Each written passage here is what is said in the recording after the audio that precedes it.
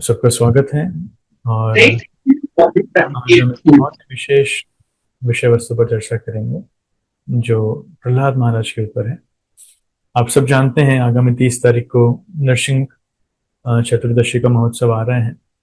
तो इसी संदर्भ में मैंने सोचा कि प्रहलाद महाराज के ऊपर थोड़ा सा विचार किया जाए, वर्णन किया जाए।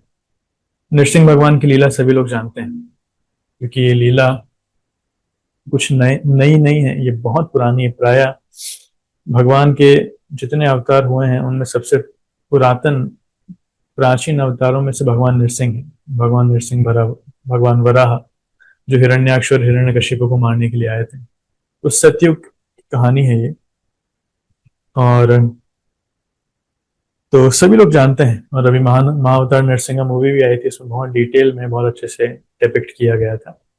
इसलिए हम लीला पर नहीं जाएंगे, हम एक विशेष सेक्शन या फिर बोलना चाहिए भागवतम के 2 श्लोक हैं जिसके ऊपर हम चर्चा करेंगे, जो प्रहलाद महाराज के दिव्य गुणों के विषय में बात करते हैं। राइट, प्रहलाद महाराज के ऊपर हम आए तो देखिए, प्रहलाद महाराज का चरित्र बहुत ही महान, बहुत ही अद्भुत चरित्र है।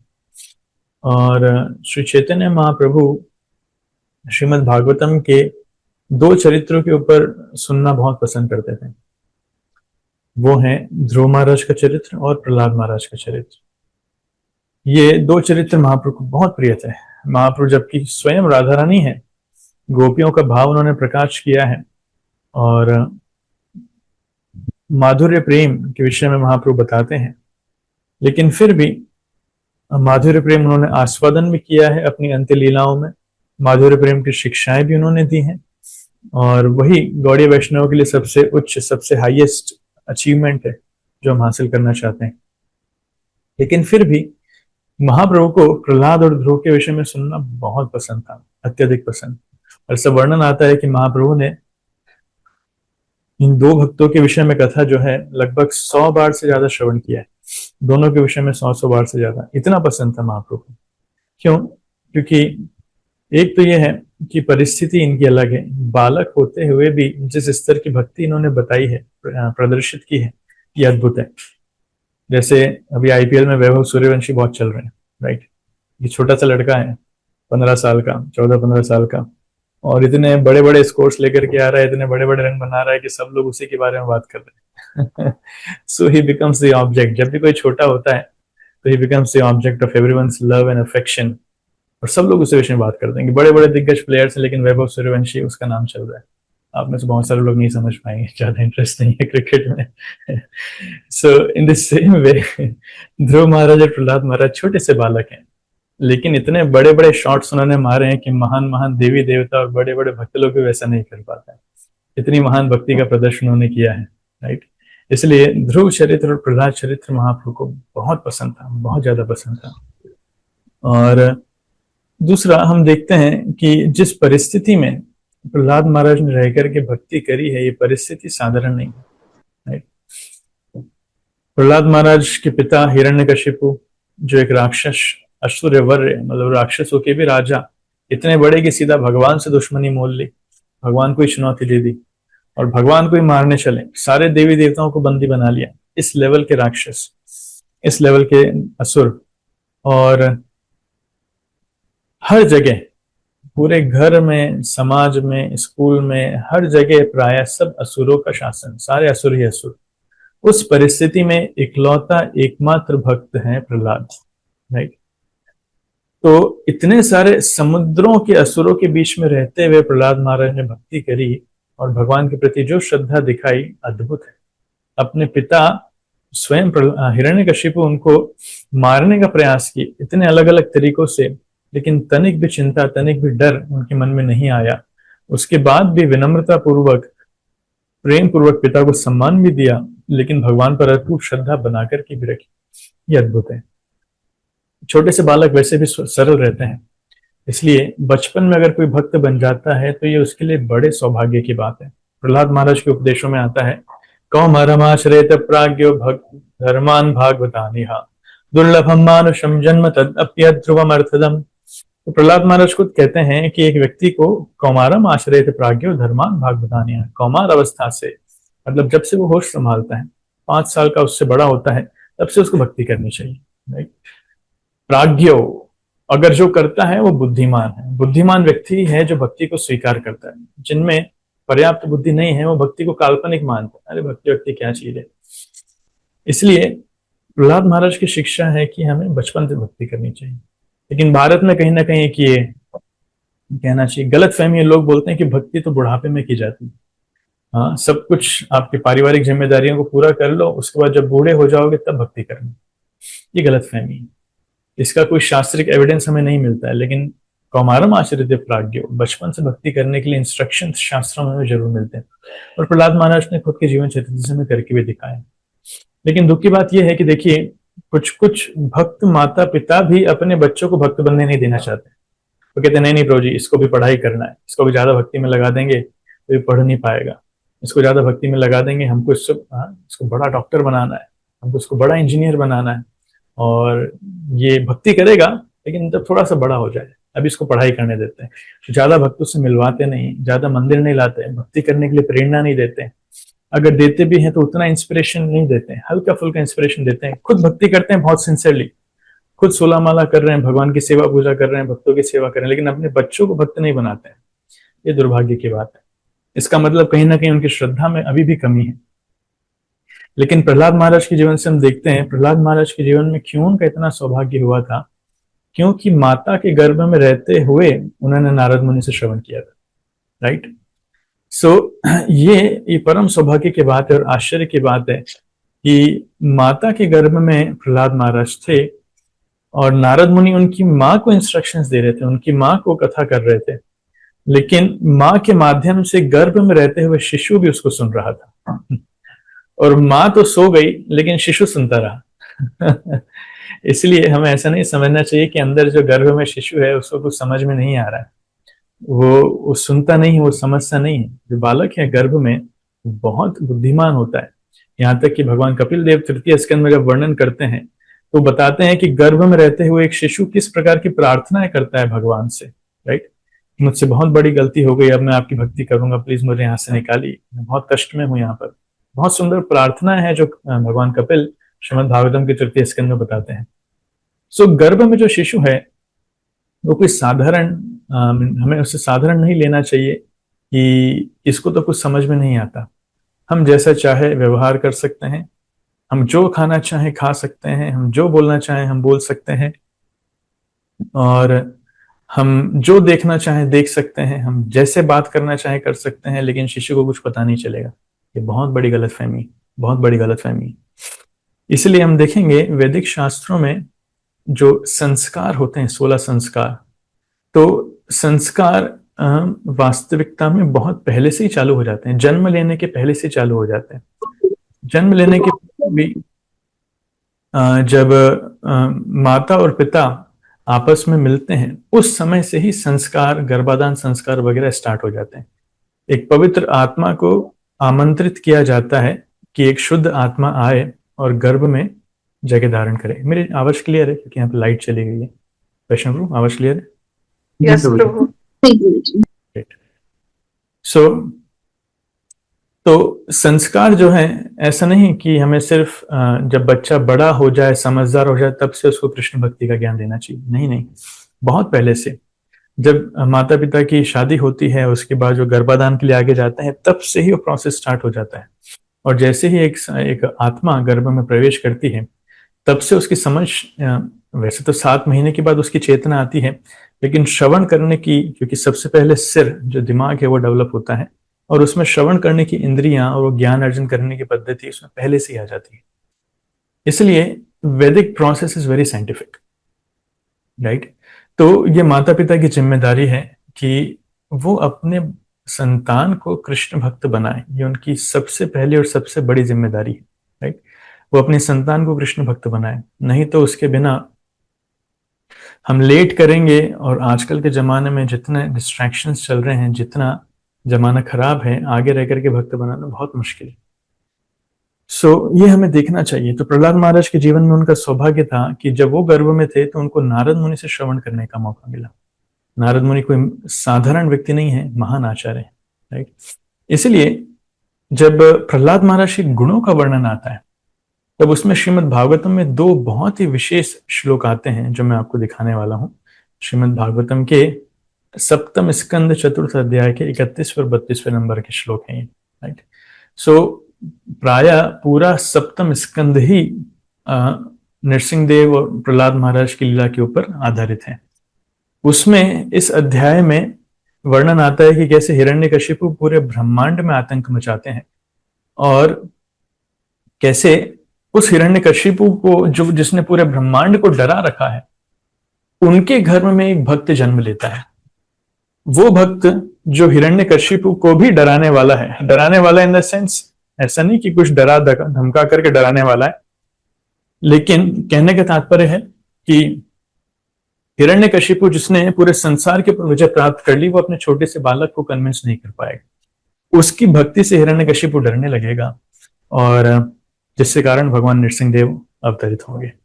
तो इन दो श्लोकों में इनका वर्णन आता है और बता रहे हैं, मैं बोलता हूं, ब्रह्मण्यः शील संपन्नः सत्यसंधो जितेन्द्रियः आत्मवत् सर्वभूतानां एकप्रिय सुहृत्तमः दासवत् सन्नतार्याङ्घ्रि पितृवत् दीनवत्सलः भातृवत् सदृशे स्निग्धो गुरुष्व ईश्वर भावनः विद्यार्थरूप जन्माढ्यो मानस्तंभ विवर्जितः।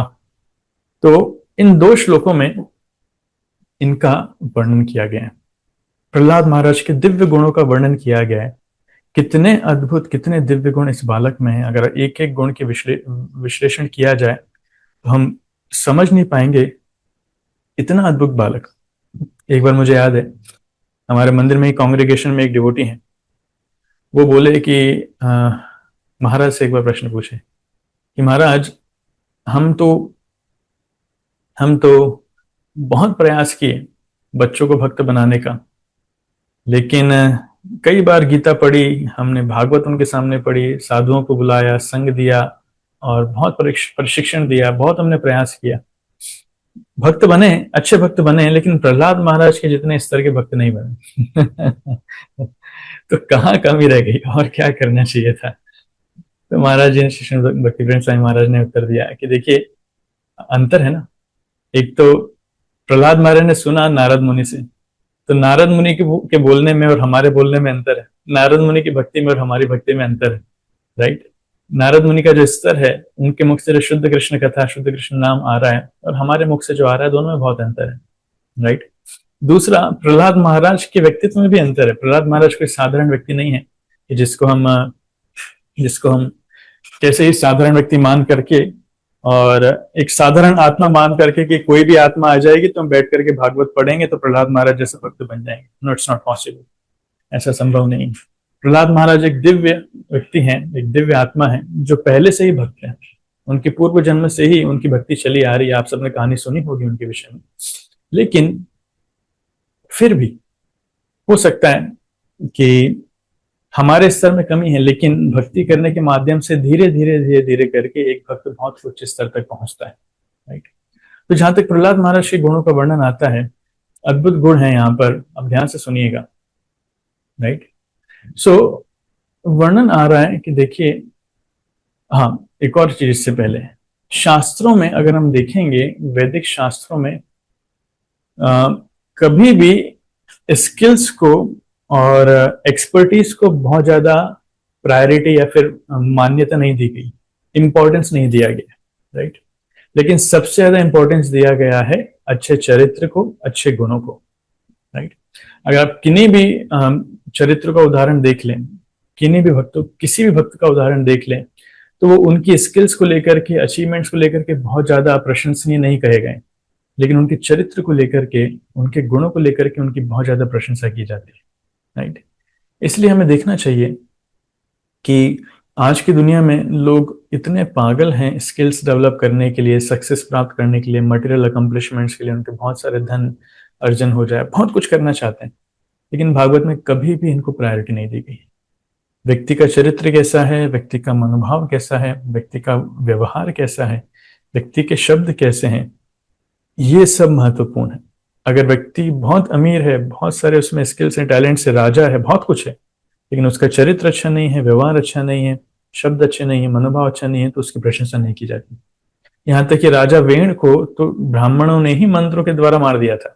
क्यों? क्योंकि उनका चरित्र खराब था, वो क्रूर हो गए थे। इस प्रकार हम देखते हैं कि अगर दूसरी तरफ कोई व्यक्ति जिसमें ज्यादा कुछ स्किल है ही नहीं, ज्यादा कुछ इस प्रकार के लक्षण है ही नहीं, लेकिन उसका चरित्र बहुत महान, बहुत अच्छे दिव्य गुणों से वो युक्त है। जैसे वर्णन आता है कि एक साउथ इंडियन ब्राह्मण जो अपने गुरु के आदेश पर भगवत गीता पढ़ने का प्रयास कर रहा था, तो भले उसका संस्कृत उच्चारण भी ठीक नहीं है, ग्रामर संस्कृत उसको पता नहीं है, दूसरे ब्राह्मण उसके ऊपर हंस रहे हैं, लेकिन निष्ठापूर्वक श्रद्धापूर्वक अपने गुरु को वचन पालन करने के लिए वो लगा हुआ है, भगवत गीता समझने का प्रयास कर रहा है। महाप्रभु उसको गले लगा लेते हैं। महाप्रभु जाते हैं और उस ब्राह्मण को गले लगा लेते हैं और कहते हैं कि तुम्हारा भगवत गीता पढ़ना सार्थक है। राइट? तो कृष्ण को क्या पसंद है ये जानना चाहिए। हमारे अंदर बहुत सारे स्किल्स हो सकते हैं, जैसे किसी को बहुत अच्छा बोलने की हैबिट हो सकती है, कोई बहुत अच्छे अच्छे बड़े बड़े भाषण कर सकते हैं ना, स्पेशली पॉलिटिकल पार्टीज में जो लोग रहते हैं बहुत बड़े बड़े भाषण करते हैं। दे स्पीक सो वंडरफुली, इतना अच्छे से बात करते हैं, मंत्र मुग्ध कर देते हैं। कुछ लोग ऐसा बोलते हैं कि बोल सुनते जाओ सुनते जाओ सुनते जाओ, इतना ज्ञान रहता है उनके पास, लेकिन अगर भक्ति से कनेक्टेड नहीं है तो किसी काम का नहीं।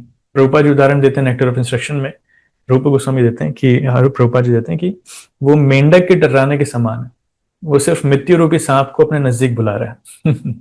तो कृष्ण को छोड़कर के, भक्ति को छोड़कर के अगर इस प्रकार से बातें की जाती है तो मेंढक के डराने के समान। ऐसे ही लोगों को गाने की हैबिट होती है, लाइक पीपल सिंग। तो अगर कोई कृष्ण के लिए गाता है तो विशुद्ध सत्व में आता है, कोई भजन कीर्तन गाता है तो विशुद्ध सत्व में आता है, कोई बॉलीवुड हॉलीवुड की म्यूजिक गाएगा तो रजोगुण में आता है।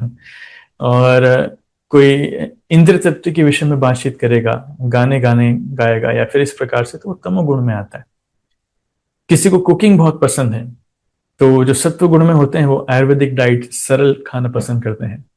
जो रजोगुण में होते हैं बहुत मसालेदार नई नई चीजें बनाना पसंद करते हैं, टेस्टी, एकदम झाल, झाल मतलब मिर्ची वाला और मसाले वाला और गरम मसाले वाला। खाओ तो पूरा पसीना पसीना हो जाए व्यक्ति, आंखों से आंसू निकल जाए, लाल हो जाए आंसू आंखें। सो सब रजोगुण के लक्षण है। ऐसे तमोगुण में जो है जिनको कुकिंग, तमोगुण में लोग एक बार बनाते हैं और कई दिन तक खाते हैं। अमेरिका में ऐसे लोग हैं जो हफ्ते में एक बार बनाएंगे और पूरे हफ्ते भर खाएंगे। दिस इज तमोगुण है। सो कुछ लोग को पुराना ही पसंद है, पुराने बदबूदार चीजें खाते हैं, लाइक पैकेट्स में जो आता है, पैकेट्स में जो खाना आता है कितने महीनों का रखा हुआ है, प्रिजर्वेटिव डाल के रखते हैं उसको कितने महीनों। कोई भी खाना इतने महीनों नहीं चल सकता, इट्स नॉट पॉसिबल, लेकिन लोग यूज करते हैं। सो सब तमोगुण में आता है।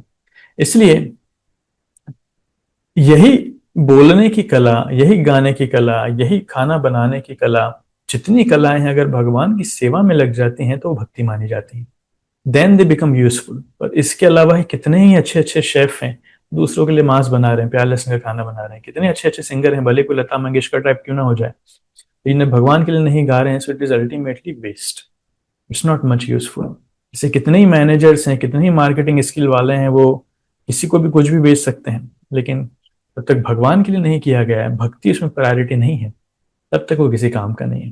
देखिए सुदामा भी जब भगवान कृष्ण से मिलने के लिए जाते हैं तो सुखदेव गोस्वामी सुदामा के गुणों का वर्णन करते हैं और बहुत प्रशंसा करते हैं। कृष्णस्यासीत् सखा कश्चित् ब्राह्मणो ब्रह्मवित्तमः विरक्त इंद्रियार्थेषु प्रसन्नात्मा चितेन्द्रियः। सुदामा का वर्णन आ रहा है, कृष्ण से आसित सखा, कृष्ण के सखा हैं जिनका नाम सुदामा है, और वित्तमः बहुत ज्ञान है उनमें, साथ ही विरक्त, वो विरक्त है, विरक्ति उनमें, डिटैचमेंट बहुत है। इंद्रियार्थेषु प्रशांत आत्मा, जहां तक इंद्रिय अर्थ सेंस ग्रेटिफिकेशन की बात है, प्रशांत आत्मा, वो बहुत शांत है, उनके मन में कोई इच्छा ही नहीं है इंद्रियों के भोग करने की, वो पूरी तरीके से शांत है। और जित इंद्रिया, उन्होंने अपनी इंद्रियों के ऊपर विजय प्राप्त कर ली है, his controlled over his senses, इंद्रियों के ऊपर उन्होंने विजय प्राप्त कर लिया। ऐसा करके मोबाइल से कनेक्ट कर, ओके। ऑप्शन का चलेगा। हरे कृष्णा कृष्णा कृष्णा हरे हरे, हरे राम राम राम। सॉरी, मैं बार बार लाइट की दिक्कत आ रही है। सो कहां तक सुना था लास्ट आपने? प्रभु जी श्री कृष्ण सेवा सेवा कुकिंग भी अगर भगवान की सेवा में ना लगे तो भक्ति नहीं कर सकते। ये देखिए भगवान सुदामा जी के बारे में, सुदामा महाराज की योग्यताएं। सुदामा के गुणों का वर्णन आ रहा था। तो सुदामा के विषय में बात करते हैं कि सुदामा कितना विरक्त है और साथ नहीं कितना शांत है, इंद्रिय विषय के विषय में उसे कोई इच्छा ही नहीं है। इस प्रकार से वर्णन, ये कभी नहीं बोला कि बहुत विद्वान ब्राह्मण है और मंत्रों में बहुत दक्ष है और एक बार में मतलब एक सांस में इतने श्लोक बोल देता है, कभी ऐसा कुछ वर्णन नहीं आता है। उसी प्रकार पूतना का क्या वर्णन आता है, पूतना के बारे में बोलते हैं, कम से न प्रहिता घोरा पूतना बाल घातिनी शिशुंस चचार निघ्नन्ति पुरग्राम प्रजादिषु। कहते हैं कि पूतना घोरा बहुत भयानक और बाल घातिनी वो राक्षसी है जो छोटे बच्चों को मारती है, बाल घातिनी शिशुंस, हाँ बाल घातिनी शिशुंस, चचार निघ्नन्ति पूरा ग्राम प्रजादिशु, और हर शहर में हर गांव में जाकर के उसके विषय में उसके गुणों का वर्णन किया है कि उसके हृदय में बिल्कुल करुणा नहीं है और बालक आते नहीं, बच्चों को मारने वाली। सो इस विषय में बेसिकली एवरीवन, हर एक व्यक्ति को कहा जाता है कि वो उसके गुणों से उसकी पहचान की जाती है। देखिए पूरी दुनिया में संस्कृत एकमात्र ऐसी भाषा है कि अगर कोई उसको अच्छे तरीके से कहे, ग्रामेटिकली और उच्चारण करे, तो संस्कृत बोलने मात्र से ही व्यक्ति पुण्य अर्जन कर लेता है, दूसरी किसी भाषा में नहीं है। If you speak perfect English you won't get any pity, कोई पुण्य नहीं मिलेंगे। हिंदी का एकदम शुद्ध उच्चारण आप करेंगे कोई पुण्य नहीं मिलेंगे, लेकिन संस्कृत का शुद्ध उच्चारण करेंगे तो पुण्य मिल जाएंगे आपको। भले ही भक्ति से रिलेटेड ना हो, तो संस्कृत इतनी दिव्य है, इसलिए we should have this habit. Anyways, तो संस्कृत काव्यम में एक वर्णन आता है कि जैसे बहुत सुंदर फूल का वर्णन आता है कि बहुत सुंदर फूल है, अद्भुत दिखने में, इतने अच्छे कलर उसमें हैं, इतना बड़ा फूल है, लेकिन अगर उसमें खुशबू नहीं है तो वो फूल भगवान के चरणों तक नहीं जाता है। राइट, राधा कृष्ण के चरणों में वो फूल कभी नहीं जाता है जिसमें खुशबू नहीं। लेकिन हो सकता है भले ही बहुत छोटा फूल हो, दिखने में भी अच्छा नहीं हो, लेकिन खुशबू बहुत है तो वो फूल जरूर भगवान के चरणों में जाएगा, राधा कृष्ण के चरणों में जाएगा। व्हाट डज इट मीन, इसका मतलब क्या है कि हमारी बाहरी सौंदर्यता, हमारे बाहरी गुण, भौतिक गुण भगवान के लिए ज्यादा काम के नहीं, लेकिन हम में अगर उन वैष्णव गुणों का वो खुशबू है, तब भगवान हमको यूजफुल मानेंगे और अपने चरणों में स्थान प्रोवाइड करेंगे। इसलिए गुणों का, चरित्र का होना बाहरी सौंदर्यता से या फिर बाहरी यश से बहुत ज्यादा विशेष बताया गया है। बाहरी सौंदर्यता, यश, गुणों को और इन सबको मान्यता ही नहीं देगी। क्यों? क्योंकि भगवान के पास ये वैसे ही बहुत है, भगवान को इन चीजों की कमी नहीं, भगवान को भक्ति चाहिए। अम्बरीश महाराज के चरित्र में वर्णन आता है, अम्बरीश महाराज के डिटेल में बहुत विषय में बहुत डिटेल में वर्णन किया जाता है, लेकिन किस विषय में, कि कैसे उन्होंने अपने शरीर की हर एक इंद्रिय को भगवान की सेवा में लगाया। सवै मनः कृष्ण पदारविंदयो वाचांसि वैकुंठ गुणानुवर्णने करो हरेरमन्दिरमार्जनादिशो श्रुतिं चकाराच्युत सत्कथोदये मुकुंद लिंगालय दर्शने दृशौ तद्भृत्य गात्र स्पर्शंग संगमम् घ्राणं च तत्पाद सरोज सौरभे श्रीमत् तुलस्या रसनां तदर्पिते पादौ हरिर्क्षेत्र पदानुसर्पणे शिरो ऋषिकेश पदाभिवंदने कामं च दास्येन तु काम काम्यया यथोत्तम श्लोक जनाश्रया रतिः। मतलब अलग अलग सवई मन कृष्ण पदारविंद, भगवान अम्बरीश महाराज ने अपने मन को भगवान के चरण कमलों में लगा रखा था। वाणी से भगवान का गुणानुवर्णन करते थे, हाथों से भगवान के मंदिर को साफ करते थे, कानों से भगवान की कथा को श्रवण करते थे, और आंखों से भगवान के और भक्तों के दर्शन करते थे, हाथों से अपने स्किन से उनके संग का स्पर्श करते थे भगवान की सेवा के माध्यम से, मालिश के माध्यम से भक्तों की। घ्राणम चतत्पाद सरोज सौरभे, अपनी नासिका से भगवान को अर्पित चरण पुष्प और तुलसी को सूंघते थे, जिह्वा से तुलसी को टेस्ट करते थे। ऐसे करके बहुत डिटेल में वर्णन है कि कैसे उन्होंने हर शरीर के हर एक अंग को भगवान की सेवा में लगा दी। राइट, तो कहने का तात्पर्य है कि ये गांठ मान लीजिए कि हमारे गुण भगवान को ज्यादा पसंद है, हमारे स्किल्स, हमारे टैलेंट्स वो सब नहीं। बेस्ट एग्जाम्पल इस कुब्जा, कुब्जा के पास कौन सा सौंदर्य था, कुब्जा के पास कौन सा धन था, कौन सी बुद्धि थी, कौन सा यश था, लेकिन सिर्फ एक अच्छा कार्य उसने किया, प्रेम से भगवान को चंदन लगाया। बस वही प्रेम देख करके भगवान इतने प्रसन्न हो गए कि कुब्जा का हृदय कृष्ण प्रेम से भर दिया, उसको बहुत सुंदर बना दिया। जो वो झुकी हुई थी और कुब्जा थी, मतलब कमर में उस झुकाव था और बूढ़ी हो गई थी, उस कुब्जा को भगवान ने एक झटके में सुंदर बना दिया। और सबसे विशेष बात है, कृष्ण प्रेम से उसको भर दिया, राइट। सो भगवान कभी भी बहुत बाहरी सुंदरता नहीं देखते। एक बार व्रज में एक बूढ़ी महिला थी, तो कृष्ण उनसे मजाक कर रहे थे कि अम्मा तुम इतनी सुंदर हो कि तुम्हारी शादी तो हम बंदर से कराएंगे। तो अम्मा बोलती है कि हाँ कृष्ण बेटा, वो बंदर जो है वो तुम ही होगे, मैं तुमसे शादी करूंगी और किसी से नहीं करूंगी। तो कृष्ण भी हंसने लग जाते हैं और सारे ग्वाल वाल हंसने लग जाते हैं। सो कृष्ण लाइक्स टू एंजॉय। भगवान ये नहीं देखते कि कोई बूढ़ा है, कि कोई एजुकेटेड है, कि अनएजुकेटेड है, कोई सुंदर है, कि कुरूप है। भगवान कुछ नहीं देखते। He likes to see the qualities of heart, जो हृदय में जो गुण है वो देखते। ऐसे ही एक श्लोक में वर्णन आता है समदर्शिना, अभी हम उस पर इसी श्लोक में वर्णन आता है प्रहलाद महाराज के, जैसे भगवान सबके लिए समदर्शी हैं, ऐसे प्रहलाद महाराज भी भगवान की तरह ही सबको समदर्शिना है, सबको समान देखते हैं। तो इस श्लोक में जो वर्णन आता है हम उसमें चलते हैं। ब्रह्मण्य, सबसे पहला गुण प्रहलाद महाराज का बताते हैं, ब्रह्मण्य। ब्रह्मण्य मतलब ब्राह्मणों के अच्छे गुण उनमें थे, ब्राह्मणों के अच्छे गुण उनमें थे। ब्राह्मणों के गुण क्या कहे जाते हैं? भगवत गीता के 18वें अध्याय में कृष्ण कहते हैं समोदमस्तपः शौचम क्षांतिरार्जवमेव च ज्ञानम विज्ञानम आस्तिक्यम ब्रह्म कर्म स्वभावजम। शमो, अपने क्षमा मतलब शांति, व्यक्ति शांत है। दमः, अपनी इंद्रियों को उसने कंट्रोल कर रखा है। तपः, वो तपस्या के प्रति उन्मुख है। शौचम, उसमें शुद्धता है। तो शांतिर, शांतिर मतलब वो सहन करना जानता है। आर्जवम, वो बहुत ईमानदार है। ज्ञानम, उसमें ज्ञान है। विज्ञानम, उसमें विज्ञान है, मतलब साक्षात्कार है। आस्तिक्यम, वो बहुत अच्छा भक्त है या फिर आस्तिक है, धार्मिक है। ये ब्राह्मणों के गुण हैं, ब्रह्म कर्म स्वभावजा। तो ये सारे के सारे गुण प्रहलाद महाराज में पाए जाते हैं। भले छोटा बालक है 5 साल का, लेकिन ब्राह्मणों के गुण हैं। शांत है और इंद्रियां उनकी कंट्रोल में है, तपस्या के प्रति उन्मुख है, शुद्ध है, सहनशील है, ईमानदार है, ज्ञानी है, राइट। तो ब्राह्मणों के लिए जरूरी है कि इस प्रकार के गुणों को प्राप्त करना। जब तक इस प्रकार के गुण ब्राह्मण में नहीं आएंगे वो ब्राह्मण नहीं कहलाते, क्योंकि जन्म से नहीं, कर्मों से एक व्यक्ति ब्राह्मण माना जाता है। गुणों से एक व्यक्ति, गुण कर्म विभागश भगवान कहते हैं, उनसे एक व्यक्ति ब्राह्मण माना जाता है।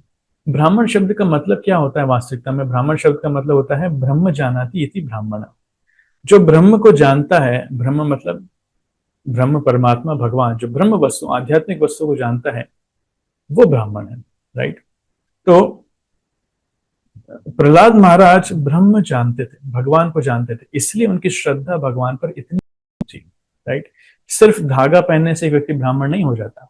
एक भक्त एक सन्यासी के पास बार बार आ रहा था, गुरुमाज मुझे ब्राह्मण दीक्षा चाहिए, ब्राह्मण दीक्षा चाहिए। तो उनके गुरुमाज कहते हैं कि उन्होंने ये श्लोक बोला, शमोदम तप शोचम। उन्होंने बोला कि आप में ये सारे गुण आ गए क्या? नहीं गुरुमाज। बोले जाओ पहले सारे गुण विकसित करके आओ, उसके बाद ब्राह्मण दीक्षा के लिए आना। ब्राह्मण दीक्षा सिर्फ धागा लेने की बात नहीं, आपको ब्राह्मणों के गुण का विकास करना पड़ेगा, राइट। It is important. इसलिए सबसे महत्वपूर्ण है ब्राह्मण के लिए शास्त्र अध्ययन।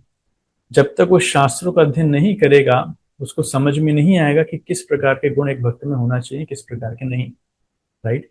इसलिए प्रभुपाद ने इतनी मेहनत से शास्त्र लिखे हैं और इतनी मेहनत से हमें दिए हैं प्रभुपाद की पुस्तकें। हर भक्त का कर्तव्य है कि हमें उन शास्त्रों को, प्रभुपाद की पुस्तकों को पढ़ना चाहिए। प्रभुपाद की बहुत इच्छा थी कि हम उनकी पुस्तकें पढ़ें। मैं आपको एक छोटा सा वीडियो दिखाता हूँ, आप ध्यान से सुनिएगा। प्रभुपाद जिस विषय में क्या बोलते हैं अपनी पुस्तकों के विषय में, ध्यान से सुनिएगा।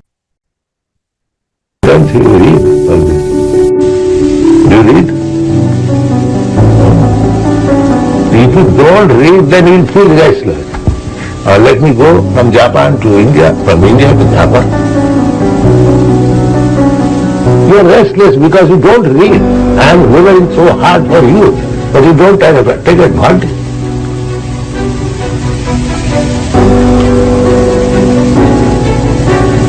Don't take advantage of eating and sleeping. Take advantage of these books. Then your life will be successful. My duty I am giving so valuable things. Day and night trying to convince you. Eat what, do what. And if you don't take advantage of this, then what can I do for you?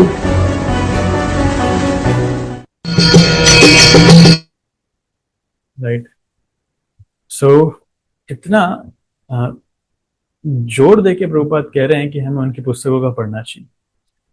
खाने और सोने में अपना समय मत गवाइए, प्रभुपाद की पुस्तकों को पढ़ने में समय लगाइए। प्रभुपाद जी का ऐसा अनुरोध है। तो इट्स अ फैक्ट, ये रिसर्च भी हुआ है और ऐसा रिसर्च देखा गया है कि majority of the devotees ISKCON में अधिकतर भक्त प्रभुपाद की पुस्तकों का नियमित अध्ययन नहीं करते। कुछ कुछ किताबें पढ़ी हैं, मतलब कुछ भक्त लोग तो ऐसे हैं कि इस्कॉन में आए हुए उनको 10-12 साल हो गए, लेकिन गिनती की 10 किताबें भी नहीं पढ़ी होंगी उन्होंने, ऐसा भी पाया गया। कितने ऐसे भक्त लोग हैं जिन्होंने प्रभुपाद की सारी पुस्तकें कंप्लीट कर ली? बहुत कम। मैं हाथ उठाने का नहीं बोलूंगा, लेकिन बहुत कम ऐसे भक्त लोग जिन्होंने प्रभुपाद की सारी पुस्तकें एक बार पढ़ रखी। हमें जीवन भर प्रभुपाद की पुस्तकों को पढ़ना चाहिए। प्रभुपाद ने इतनी मेहनत से रात भर जाग करके हमें पुस्तकें दी हैं, तो जब तक हम प्रभुपाद की पुस्तकों का अध्ययन नहीं करेंगे हमें पता ही नहीं चलेगा भक्ति क्या है। राइट, ये बहुत आवश्यक है। देखिए, प्रभुपाद तो चाहते थे कि उनके शिष्य लोग जो हैं वो, जैसे एक वकील होता है ना, वकील अपनी लॉ बुक्स में सपोर्ट कर सकता है, my lord, Indian penal code की धारा 320 के तहत इस सेक्शन में, इस क्लॉज में, इस सब क्लॉज में ये कहा गया है, उसके तहत ये सजा होनी चाहिए, और ऐसा। तो एक एक लॉ बुक से सेक्शन वाइज वो कोट करता है। ऐसे प्रभुपाद कहते थे कि आपको याद होने चाहिए भागवतम में कौन से श्लोक में कहाँ लिखा है, क्या लिखा है, भगवद गीता में क्या लिखा है, कौन से श्लोक में, चैतन्य चरितामृत में क्या लिखा है, और भक्तों को विद रेफरेंस कोट करते आना चाहिए। इस प्रकार प्रभुपाद की इच्छा थी कि हमारे भक्त लोग जो हैं वो लॉयर की तरह बने। और तो प्रभुपाद हमारे गुरु हैं, और गुरु हमारी इच्छा है कि हम उनकी पुस्तकों का अध्ययन करें। शिष्य का कर्तव्य है गुरु के आदेश का पालन करना, भले ही हम उसमें बहुत एक्सपर्ट दक्ष ना हो पाए, लेकिन गुरु के आदेश का पालन करने से ही हमको कृपा मिलेगी। तो वो जो ब्राह्मण था जो अपने गुरु के आदेश पर भगवत गीता पढ़ने का प्रयास कर रहा था, तो लोग उस पर हंस रहे थे। महाप्रभु उनको देख करके पूछ रहे थे कि आप, मैं देख रहा हूँ कि आप अच्छे से पढ़ नहीं पा रहे हैं, ग्रामर वगैरह आपका उच्चारण ठीक नहीं है, आपको समझ में नहीं आ रहा, लेकिन फिर भी आप यहाँ पब्लिकली मंदिर में बैठ के क्यों पढ़ रहे हैं? तो बोलते हैं, विप्र कहे मूर्ख आमी शब्दार्थ न जानी, शुद्ध शुद्ध शुद्ध शुद्ध गीता पढ़ी गुरु आज्ञा मानी। तो कह रहे हैं कि मैं तो मूर्ख हूं, मुझे शब्दार्थ भी नहीं पता है, शुद्ध पढ़ रहा हूँ कि अशुद्ध पढ़ रहा हूँ गीता मुझे नहीं पता, लेकिन गुरु आज्ञा मान, मैं सिर्फ गुरु की आज्ञा मान करके इसको पढ़ रहा हूँ। मेरे गुरु ने आज्ञा दी है भगवान के सामने बैठ करके पढ़ना है, इसलिए मैं भगवान के सामने बैठ करके पढ़ रहा हूँ। महाप्रभु इतने प्रसन्न होते हैं कि महाप्रभु को गले लगा लेते। राइट, बड़े बड़े दूसरे ब्राह्मण जो अच्छा शब्दार्थ जानते थे, उच्चारण जानते थे, वो जिसके ऊपर हंस रहे थे, उनको महाप्रभु देखते भी नहीं है और इसको गले लगा देते हैं।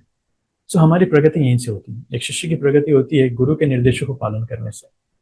राइट, तो हमें बहुत ध्यान देना चाहिए, और हरि कथा में बहुत ध्यान से हमें श्रवण करना चाहिए।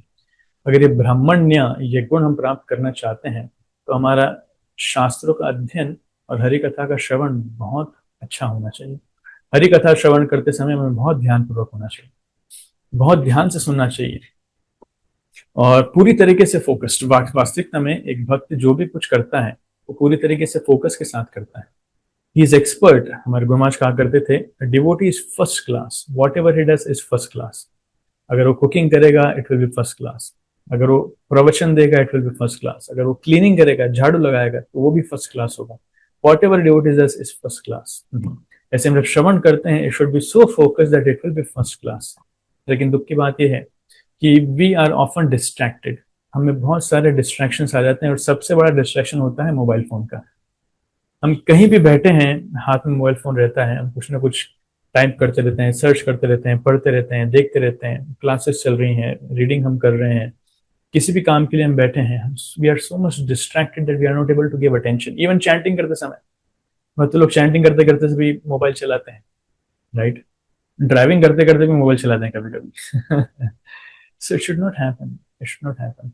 इसलिए बहुत जरूरी है कि हम शास्त्रों के अध्ययन में गहन में जाकर के ध्यान पूर्वक हम करें। आई नो सम ब्रह्मचारी, इसको ब्रह्मचारी ऐसे हैं जो बहुत सीनियर हैं लेकिन कीपैड फोन यूज करते हैं, वो स्मार्टफोन यूज ही नहीं करते।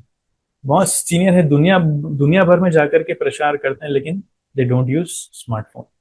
कुछ ब्रह्मचारी ऐसे हैं जो स्मार्टफोन यूज करते हैं लेकिन दिन में 2 बार व्हाट्सएप चेक करते हैं बस। उन्होंने टाइम बना रखा है, सुबह 8 बजे, शाम को 8 बजे। तो दिन में 2 बार व्हाट्सएप चेक करेंगे और बाकी दिन भर हाथ ही नहीं लगाएंगे, मोबाइल अपनी जगह रखा है। So there our ideal examples, कैसे भक्ति में हमें रहना चाहिए। अदरवाइज हर 2 मिनट में हमारा मोबाइल हाथ से निकलता है and we keep watching, right. So बहुत जरूरी है। दूसरा गुण प्रहलाद महाराज के विषय में आता है, वो आता है शील संपन्न। शील संपन्न मतलब, शील मतलब सुशील, उनका जो स्वभाव था, उनका जो चरित्र था, it is filled with wonderful good character. अच्छा गुण, अच्छे चरित्र उनमें भर भर के भरे थे, राइट। इसका मतलब क्या है, जो शास्त्रों को हम पढ़ते हैं उन शास्त्रों को अपने जीवन में लगाना भी आना चाहिए। सिर्फ पढ़ करके इधर से सुनकर उधर निकालना नहीं चाहिए।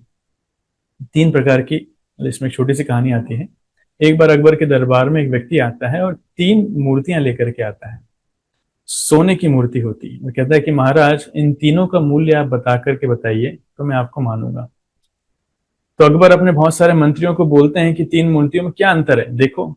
वो जाते हैं, नापते हैं, वही सोने की गुणवत्ता वही है, वेट भी वही है, बनी भी एकदम एग्जैक्टली सेम है, तो पहचान नहीं पाते। तो तीनों एक ही जैसी है, तीनों की सेम कीमत है। बीरबल को बुलाया जाता है, बीरबल चेक करता है।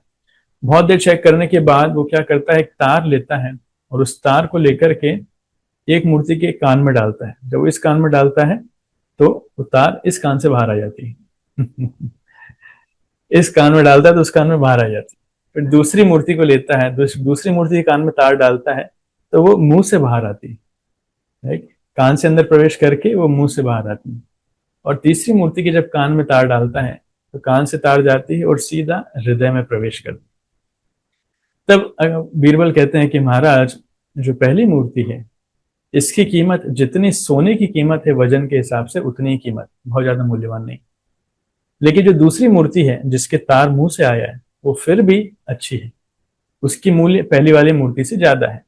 लेकिन जो तीसरी मूर्ति है ये बहुमूल्य है, इसकी हम कीमत ही नहीं लगा सकते। बोले ऐसा क्यों? क्योंकि ये मूर्तियां वास्तविकता में इनका वजन उतना ही है, लेकिन ये बता रही है एक मनुष्य की प्रवृत्ति को। कुछ लोग होते हैं जो यहां से सुनते हैं सदुपदेश लेकिन यहां से निकाल देते हैं, वो किसी काम का नहीं है। इस कान से सुन के उस कान से निकाल देते हैं। इस कौन में रहते हैं वो लोग, so they just hear from this ear and they don't follow, कुछ भी पालन नहीं करते हैं जीवन में।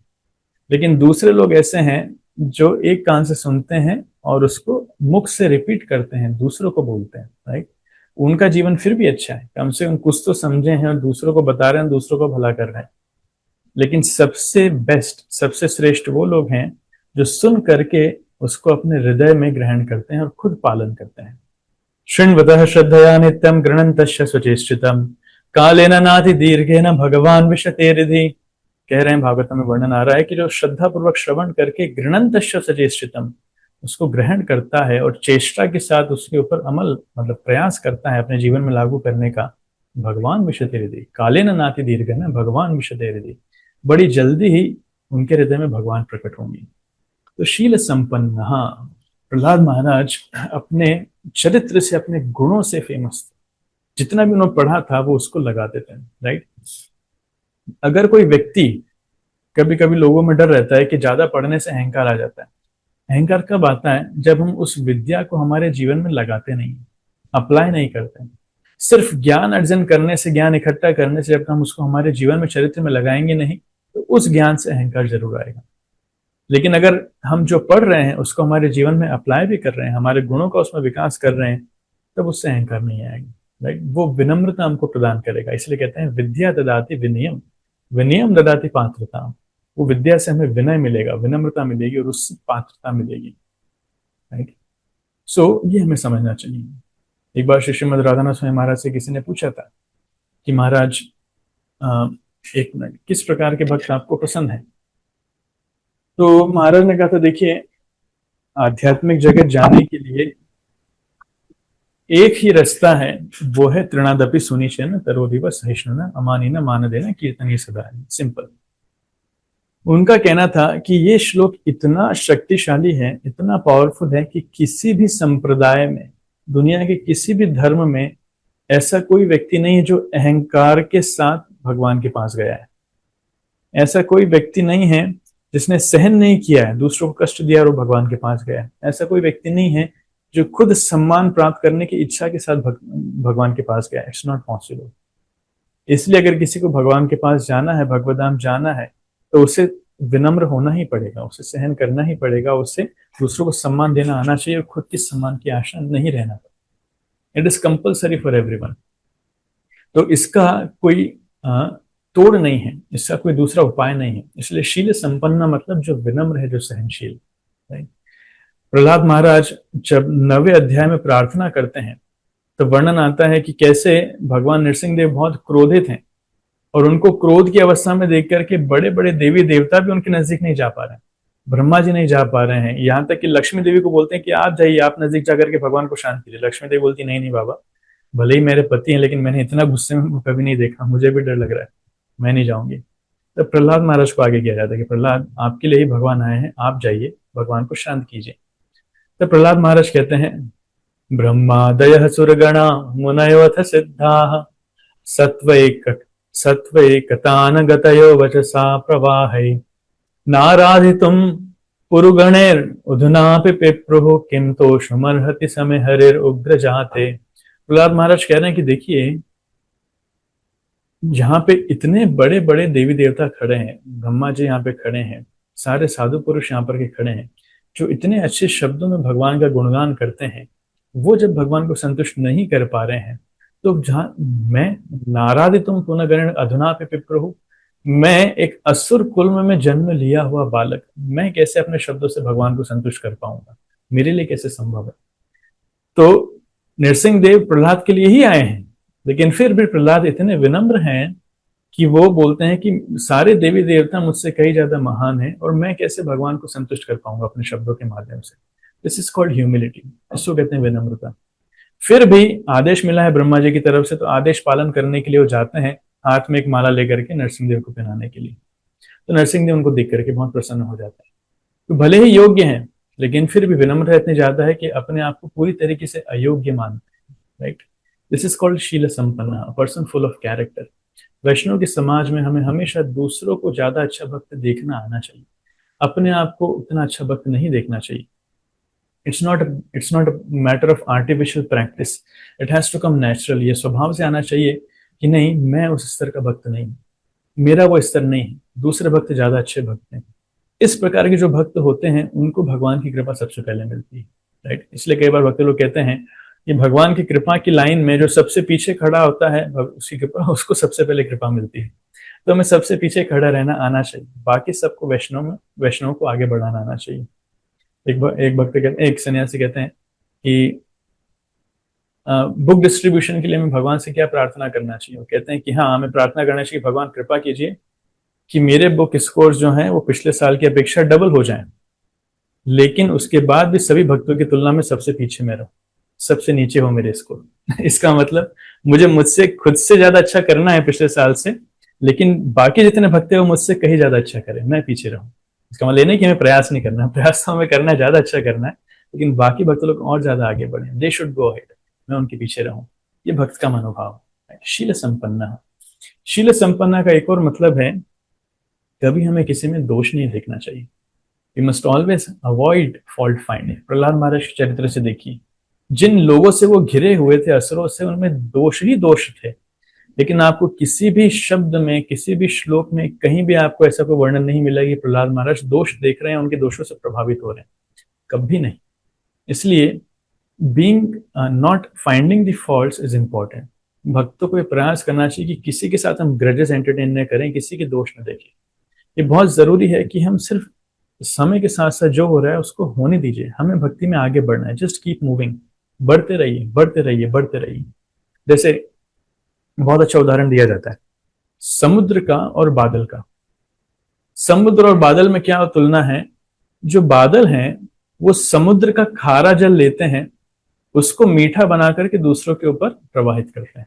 राइट, वो उठा रहे हैं जल कहां से, समुद्र से। समुद्र का जल खारा होता है, वो पीने लायक नहीं है, लेकिन बादल उसको लेकर के दूसरों को दे देते हैं मीठा बना करके। राइट, तो भक्तों को इस प्रकार होना चाहिए कि जिस व्यक्ति से भी हम बात करें, भले ही उसमें अवगुण क्यों ना हो, लेकिन उनके अच्छे गुणों को हमें लेकर के आना चाहिए, उसकी प्रशंसा करना चाहिए, दूसरों को उनके विषय में बताना चाहिए। We should always appreciate them. लेकिन समुद्र क्या करता है कि समुद्र में इन्हीं मीठे पानियों की अच्छी अच्छी नदियां मिलती हैं, इतनी सारी नदियां समुद्र में आकर के मिलती हैं और समुद्र क्या करता है, उस मीठे पानी को भी खारा बना देता है। राइट। तो समुद्र की ये विशेषता है कि भले ही कितना अच्छा मीठा पानी, इतना सारा पानी उसमें आएगा, लेकिन सारा का सारा पानी खारा हो जाएगा। तो जो लोग ज्यादा दोष दर्शन करते हैं वो ऐसा करते हैं, अच्छे अच्छे गुणों को भी वो खारा बना देते हैं। अपने अवगुण के कारण वो दूसरे अवगुणों को देख करके गुणों को छोड़ देते हैं। तो हमें समुद्र की तरह नहीं होना चाहिए, हमें बादल की तरह होना चाहिए। इसलिए आप देखेंगे कि बादल क्या करते हैं, बादल हमेशा प्रवाहित रहते हैं, प्रवाहशील रहते हैं, वो चलते रहते हैं, कभी एक जगह रुकते नहीं। इसलिए भक्तों को हमेशा प्रवाहशील रहना चाहिए। दुनिया में जो हो रहा है जस्ट सहन करो और आगे बढ़ो, let it go, let it go, होने दीजिए। हमें ज्यादा प्रभावित नहीं होना, हमें कुछ परिस्थिति में रिएक्ट नहीं करना है, जो हो रहा है होने दीजिए। हम हमारे कृष्ण के चरणों में आसक्त होकर हम निरंतर आगे बढ़ते रहें, बढ़ते रहें, बढ़ते रहें। लेकिन समुद्र क्या है कि समुद्र एक ही स्थान में सीमित है, और सीमित है और वो इतना गहराई में जाकर के चिंतन करता रहता है, छोटी छोटी चीजों पर चिंतन करता रहता है। इसलिए हम देखते हैं कि उसकी सतह पर बहुत उथल पुथल रहती है। तो अलग अलग विषय के लिए अलग उदाहरण दिए जाते हैं, बट ये उदाहरण इस विषय में दिया जाता है। बहुत तूफान, आंधी तूफान और बड़ी बड़ी लहरें, उथल पुथल उसकी सतह पर रहती है। इसलिए बादल बनने का प्रयास करना चाहिए। दूसरा उदाहरण इसमें आता है एक हंस का और कौवे का। हंस जो है, हंस इतने स्वच्छ हैं, इतने शुद्ध हैं कि कभी भी कचरे की या गंदगी की जगह नहीं जाते हैं। वो हमेशा स्वच्छता की जगह पर ही जाते हैं, शुद्ध पानी में ही जाते हैं, और दूध और पानी में से सिर्फ दूध को ही ग्रहण करेंगे, पानी को नहीं ग्रहण करेंगे। दे आर एसेंस सीकर, सारग्राही, सारग्राही उन्हें कहा जाता है। लेकिन जो कौवे हैं, कौवों को कितनी ही अच्छी जगह दे दी जाए, कितनी अच्छे गार्डन, शुद्ध पानी दे दिया जाए, लेकिन वो कहाँ जाएंगे? वो कचरे में ही जाएंगे, जहां पर कचरा रखा है, मांस रखा है, बदबू आ रही, वहीं पे जाकर के बैठेंगे। तो कुछ लोग ऐसे, उनको इतने अच्छे वैष्णव संघ में डाल दिया जाए, इतना अच्छे सोसाइटी दे दी जाए, लेकिन फिर भी वो दूसरों का दोष में ही देखेंगे, वहां उनका ध्यान वहीं पे जाएगा, बार बार बार बार दोषों की तरफ ध्यान जाएगा। लेकिन वास्तविकता में हमें हंस की तरह बनने का प्रयास करना चाहिए। That is important, right. So दो गुण हो गए। देखिए, इन विशेषता देखिएगा दो गुणों में। जो पहला वाला गुण हमने देखा, ब्रह्मण्य, ये ब्रह्मण्य गुण जो है, ये ब्रह्मण्य गुण बात करता है एक व्यक्ति के मनोभाव के ऊपर। दूसरा है शील संपन्ना, ये व्यक्ति के आचरण के ऊपर बात करता है। और तीसरा गुण आता है व्यक्ति की वाणी के ऊपर, उसको कहा जाता है सत्यसंध। सत्यसंधो, सत्यसंधो मतलब एक भक्त हमेशा सत्य की तरफ उन्मुख रहते हैं। सत्य दो तरह से कहा जाता है। भौतिक रूप में कहा जाए तो सत्य बोलना चाहिए, वो भी अच्छा है। आध्यात्मिक रूप में कहा जाए तो परम सत्य मतलब भगवान स्वयं। तो दोनों ही अर्थ इसमें लागू होते हैं। एक भक्त को हमेशा सत्य के स्तंभ पर आधारित रहना चाहिए, कभी भी झूठ नहीं बोलना चाहिए। सरल हृदय वाला उसको होना चाहिए। उसके हृदय में कोई डुप्लिसिटी, मैनिपुलेशन, कठोरता नहीं होना चाहिए। जो भी वो बोले सीधा सरल हो और शांत स्वभाव का हो, राइट। लेकिन कई बार हो जाता है इसका उल्टा है। वैसे कहा जाता है कि वैष्णव के लिए सरलता ही वैष्णवता है, लेकिन कुछ लोग ज्यादा जटिल हो जाते हैं। कुछ लोग के अंदर टेंडेंसी हो जाती है कि अपना पॉइंट सिद्ध करने के लिए लोगों से आर्ग्यूमेंट करना स्टार्ट कर देते हैं, भक्तों से आर्ग्यूमेंट करना स्टार्ट कर देते हैं।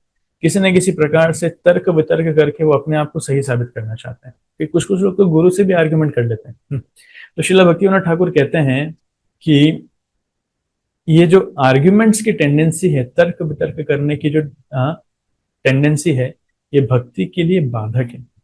ये भक्ति में एक बाधा है, इससे भक्ति में प्रगति करना मुश्किल होगा। इसलिए शिष्य को आर्ग्यूमेंट्स, तर्क वितर्क नहीं करना चाहिए, उसे स्वीकार करना आना चाहिए, राइट।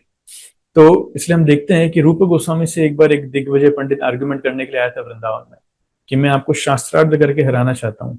रूप गोस्वामी ने कहा नहीं, मैं तो ज्यादा कुछ जानता नहीं हूँ, मैं वैसे ही अपनी हार स्वीकार करता हूँ, आप बताइए कहाँ साइन करना है, तो लेटर सर्टिफिकेट पे साइन करके दे देते हैं, जाओ, मुझे आपसे तर्क वितर्क करना ही नहीं, कौन टाइम वेस्ट करेगा।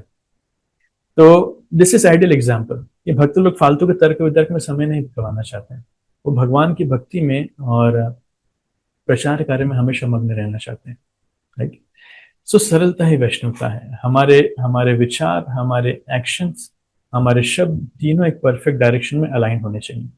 हम जो सोचते हैं वही हम बोलें और उसी तरीके से हम आचरण करें, उसको कहा जाता है सरलता। नहीं तो कई बार डुप्लिसिटी, कठोरता या फिर डुप्लिसिटी को क्या कहा जाएगा?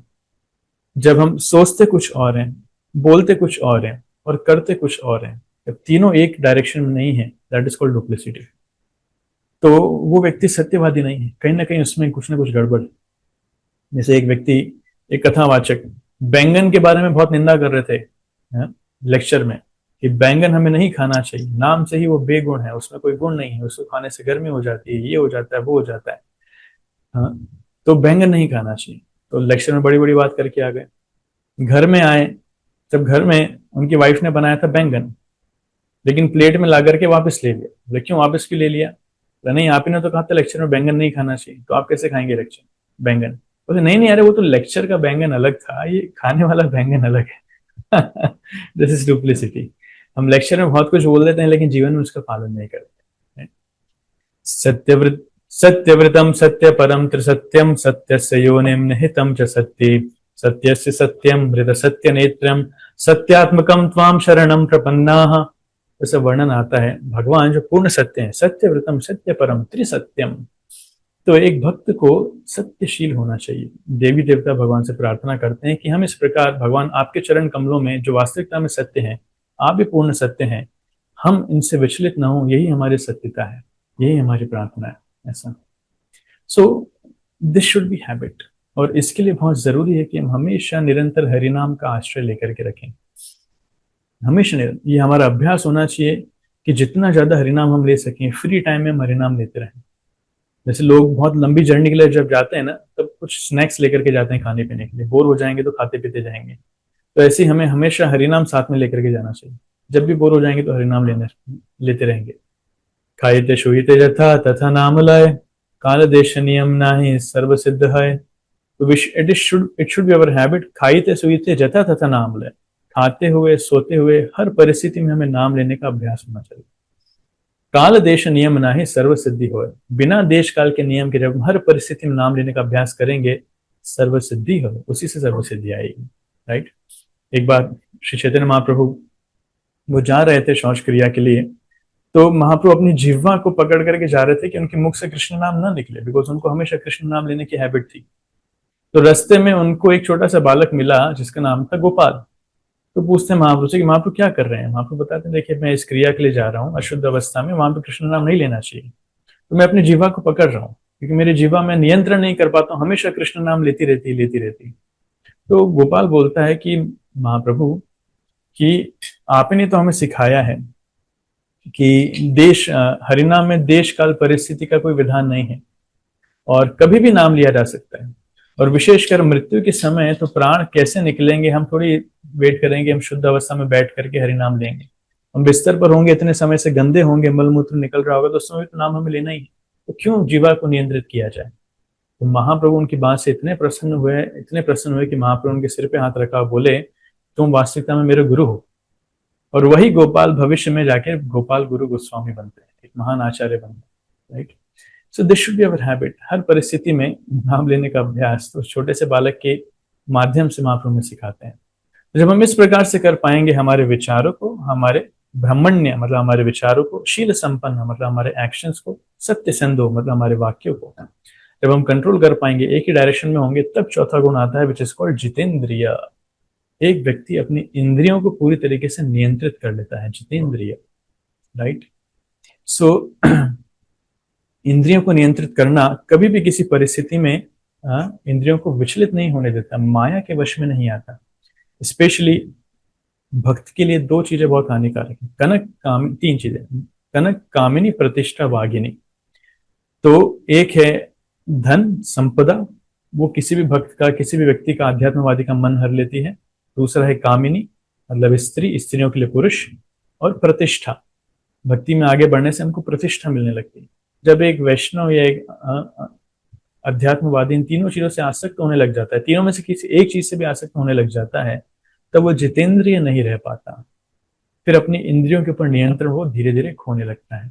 इसलिए जरूरी है कि हम बचकर रहें। कनक कामिनी प्रतिष्ठा भागिनी। बाघिनी मतलब इनको बाघिनी, बाघ से तुलना गई है कि they are tiger like, they are like tigers, tigress. So व्यक्ति को खा जाते हैं वो, इसलिए कंट्रोल। और इन सब का कंट्रोल स्टार्ट होता है बाय कंट्रोलिंग अवर टंग, हमारी जिह्वा के नियंत्रण से। तो प्रहलाद महाराज का नियंत्रण उनकी जीवा पर पूरी तरीके से था। एक बहुत सुंदर श्लोक आता है श्रीमद् भागवतम में जो पृथु महाराज के चरित्र से आता है, जिसमें कहते हैं चारु चित्र पदम श्लक्ष्णम मृत्सम गूढ़म अविक्लवयम सर्वेशाम उपकारार्थम तदा अनुयदन इव। इसमें 7 गुणों का वर्णन है, जिसमें आता है चारु, भक्त लोग की जो वाणी होती है, ये स्पीच के बारे में, वाणी के बारे में। चारु, चारु मतलब उनकी वाणी बहुत सुंदर होती है, बहुत मीठी होती है, और उसमें कभी भी ऐसे शब्द नहीं होते हैं जो दूसरों को कष्ट देते हैं, दूसरों को उद्वेग प्रदान करते हैं, या फिर दूसरों को हल्का सा भी कुछ बुरा उसमें लग जाए। भक्तों को इतनी मीठी वाणी बोलनी चाहिए कि कोई भी व्यक्ति सुने तो उसको बहुत संतुष्टि, मान लीजिए कोई अमृत पी रहा हो, इस प्रकार से वर्णन आता है। चारु, चारु मतलब सुंदर, उनकी वाणी बहुत सुंदर होती है। दूसरा चित्रपदम, चित्रपदम मतलब भक्त लोग जब बातचीत करते हैं, एक अच्छा वक्ता जब बातचीत करता है तो वो बहुत सारे उपमाओं का और तुलनाओं का उपयोग करता है, यूजिंग मेटाफोर्स एंड सिमिलीज, बहुत सारे इमेजेस क्रिएट करता है जिससे व्यक्ति को सुनने में, उसका मन आकर्षित होने में और अच्छा लगे।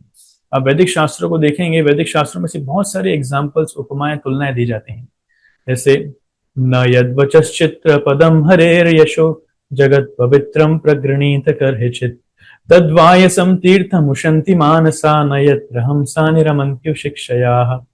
इसका मतलब कि जो शब्द भगवान के चरण कमलों का गुणगान नहीं करते हैं, जो चरण कमल जो पूरे जगत को पवित्र कर सकते हैं, वो शब्द किसके समान है? वो उस कौवे के तीर्थ स्थान के समान है, जहां पर हंस रूप में व्यक्ति कभी विराजमान नहीं होते, कभी नहीं जाते। अब देखिए, बात कर रहे हैं शब्दों की, लेकिन तुलना दे रहे हैं कौवे से और हंस से। तो शास्त्रों में इस प्रकार के बहुत सारे उदाहरण दिए जाते हैं। It's like watching a movie, जैसे मूवी में बहुत सारी तुलनाएं दी जाती हैं, सीन्स आते हैं, अलग अलग डायरेक्शन से दिखाए जाते हैं, उस प्रकार से इसको बोला जाता है। श्लक्षणम, श्लक्षणम मतलब हम जो बोलते हैं, we should be very sensitive, very clear. हमें बहुत संवेदनशील होना चाहिए, किसी को कष्ट न दें, और जो बोले उसको बहुत साफ सुथरा बोलें कि हमको सब समझ में आ जाए। कम शब्दों में बड़ा मैसेज प्रदान करना, कम शब्दों में बहुत पूरी बात बोल देना, दिस इज कॉल्ड इलोक्वेंस, इसको वाक्पटुता कहते हैं। तो भक्त को ये सब सीखना चाहिए। तो कुछ लोग होते हैं कि आधे घंटे तक एक ही बात को लंबा खींचते रहते हैं, घुमा फिरा के बोलते हैं, और आधे घंटे तक एक ही, मानो भैया आपने 5 बार रिपीट कर दिया, 6 बार रिपीट कर दिया आधे घंटे में, बार बार क्यों बता रहे हो? It's there habit. लेकिन भक्तों को बहुत कम शब्दों में, जैसे अथा तो ब्रह्म जिज्ञासा, वेदांत सूत्र का पहला सूत्र, अथा तो ब्रह्म जिज्ञासा, 3 शब्दों में उन्होंने सूत्र दे दिया। अब इस सूत्र को समझाने के लिए कमेंट्रीज की किताबें लिखी जा सकती हैं। अथा तो ब्रह्म जिज्ञासा की, अब जब जिसके समय जब किसी व्यक्ति के हृदय में ब्रह्म जिज्ञासा चालू हुई है, तब से उसका मनुष्य जीवन चालू होता है। या फिर अब आपको मनुष्य जीवन मिला है, अब ब्रह्म जिज्ञासा करना चालू कीजिए। तो ब्रह्म क्या है, जिज्ञासा क्या है, किस व्यक्ति के हृदय में आती है, किस व्यक्ति के हृदय में नहीं आती है, ऐसी बहुत सारी चीजें कम शब्दों में बात को कहना आना चाहिए, राइट। मृष्टम मतलब बातें हमारी हल्की नहीं होनी चाहिए, बहुत महान होनी चाहिए, this should not be cheap. कुछ लोग इतनी फालतू बात करते हैं जिसका कोई लेना देना नहीं। इससे बेटर बात ना करो, जो बात करो बहुत ही क्या कहना चाहिए, मूल्यवान होनी चाहिए, अर्थप्रद होना चाहिए, निरर्थक फालतू बात नहीं करना चाहिए, राइट। 5वां है गूढ़म मतलब हम जो बात करें बहुत ही डीप होना चाहिए, गहरी, गूढ़ होना चाहिए, फिलोसफिकल सब्जेक्ट से बाहर होना चाहिए, उसमें एक भारीपन होना चाहिए। किसी का मजाक उड़ाना, निंदा करना, हल्की बातें करना, मस्ती करना बचपन में ठीक लगता है, लेकिन एक समय बाद ठीक नहीं लगता है। So we should have this habit. अव्यग्रम मतलब बहुत ही क्लियर कट, जो हम बोले उसमें कोई व्यग्रता ना हो, उसमें कंफ्यूजन ना हो। It should be very systematically thought of, हम सोच विचार हमारा सिस्टमैटिक हो और बोलने में भी बहुत सिस्टमैटिक हो। फाइनली सर्वोपकारी, जो हम बोले दूसरों के उपकार के लिए बोले, राइट, कुछ भी बातें ना करें। तो ऐसा करके समय हो चुका है, लेकिन गुण बहुत सारे हैं, लेकिन मैं ज्यादा डिटेल में नहीं जा रहा हूँ। कहने का तात्पर्य है कि इस श्लोक में काफी सारे गुण लिखे गए हैं। हमने आज सिर्फ 4 गुणों के ऊपर चर्चा करी है, ब्राह्मण्य, शील संपन्ना, सत्यसंध और जितेंद्रिय। तो I'll just wind up with this last statement कि भक्ति में ये गुणों का विकास करना बहुत जरूरी है। ये गुणों का विकास अलग अलग तरीके से गुणों के ऊपर कार्य करने से भी आता है, लेकिन उससे महत्वपूर्ण है कृष्ण एक शरणम, सभी गुणों का महान आश्रय गुण है, जो रूट कॉज है, दैट इज कृष्ण का शरणम। जब भगवान को पूरी तरीके से हम शरण लेते हैं तब बाकी सारे गुण अपने आप विकसित होते हैं। इसलिए बहुत जरूरी है, प्रहलाद महाराज के चरित्र से हमें सीखना चाहिए कि छोटा सा बालक है लेकिन भगवान पर कितनी श्रद्धा है, कितनी शरणागति है, और भगवान कण कण में है, ये कितना विश्वास है कि भगवान इस खंबे में भी। अगर हमसे भी कोई पूछे तो हम बोल देंगे हाँ खंबे में है, लेकिन मन ही मन डाउट रहेगा भैया खंबा तोड़ना मत, पता नहीं निकलेंगे कि नहीं निकलेंगे हमारे बोलने से तो नहीं निकलेंगे सो हमें खुद के शब्दों पर ही भरोसा नहीं है, लेकिन प्रहलाद महाराज को कितना कॉन्फिडेंस है कि नहीं भगवान है हमेशा। इसलिए सत्यम विधातुम निजभृत्य भाषितम, भगवान क्यों आए? अपने भक्त के शब्दों को सत्य करने के लिए आए। अभी हम लोग इतने सारे शब्द बोलते थे, भगवान लेना देना भी नहीं करेंगे, जो बोलना है बोलो तुम्हारे जैसे लोग कितने आए कितने गए, अपने विषय में बोल रहा हूँ। इसलिए भक्ति बहुत महत्वपूर्ण है। प्रहलाद महाराज के जैसा भक्त बनना आसान नहीं है, प्राय संभव ही नहीं है, लेकिन उनसे इंस्पिरेशन लेके हमें सीखना चाहिए कि भक्ति का विकास किसे कहते हैं, भक्ति में श्रद्धा किसे कहते हैं। इसलिए बहुत दिव्य गुणों में प्रहलाद महाराज के जीवन चरित्र को हम बता सकते हैं, और महान महान आचार्य इतने लाखों सालों से प्रहलाद महाराज के दिव्य चरित्र के ऊपर वर्णन करते आ रहे हैं, लेकिन फिर भी थक नहीं रहे। चैतन्य महाप्रभु स्वयं प्रहलाद महाराज से इतना प्रेम करते थे, तो जानना चाहिए।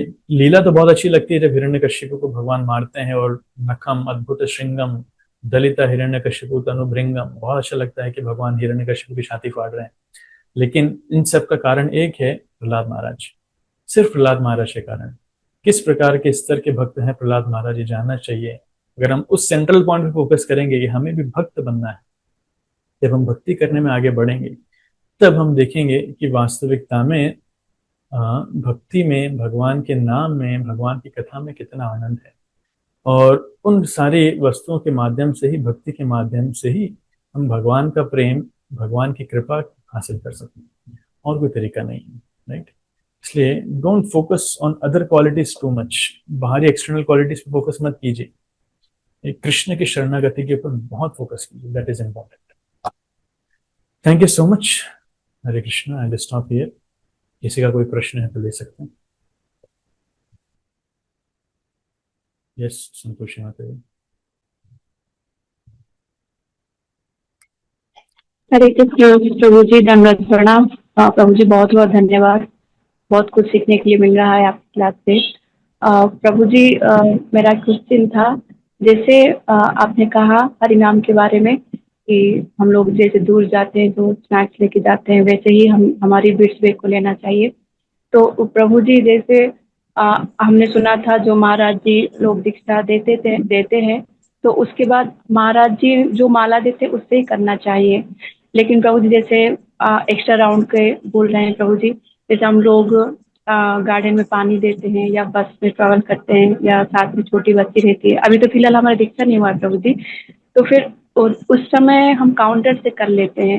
अगर हमारी दीक्षा हो जाएगा तो बाद में हम एक्स्ट्रा माला जो, और ऐसे परिस्थिति में काउंटर से कर सकते हैं क्या प्रभु जी? यही क्वेश्चन था। एक्चुअली आपने प्रश्न पूछा है, इसलिए इसका आंसर जो मैंने अभी तक सुना है, जो रियलाइज किया है, वो ये है कि चैतन्य महाप्रभु के समय काउंटर का कोई रोल नहीं था। महाप्रभु ने कभी काउंटर पे जप नहीं किया। शिला भक्ति विनोद ठाकुर के समय काउंटर का कोई रोल नहीं था। जितने हमारे षड गोस्वामी समय कभी काउंटर पे जप नहीं किया। भक्ति सिद्धांत सरस्वती ठाकुर ने कभी काउंटर पे जप नहीं किया, वो हमेशा अपनी जपमाला लेकर के चलते थे।